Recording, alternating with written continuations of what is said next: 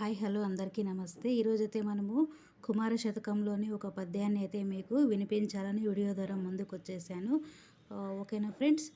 భూమిపై చేయకూడని కొన్ని పనుల గురించి ఈ పద్యం ద్వారా తెలుసుకుందాం. మరి మును స్నానము సేయక చందన మలదుట ఎనుచితం బుదక యుత వస్త్రంబును విదలించుట కూడదు మనమును నివి తెలిసి మనుము మహిని కుమార.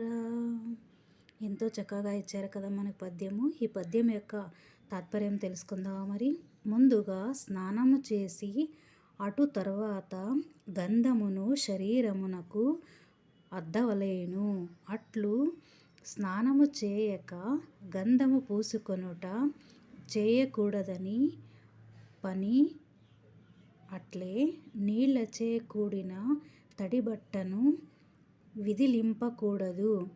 ఈ విషయంబులను మనస్సునందు గుర్తించుకొని భూమిపై జీవించవలెను. ఓకేనా ఫ్రెండ్స్. చూస్తున్న ప్రతి ఒక్కరు కూడా ట్రెండింగ్ ఉన్న ఛానల్ని సబ్స్క్రైబ్ చేసుకోండి.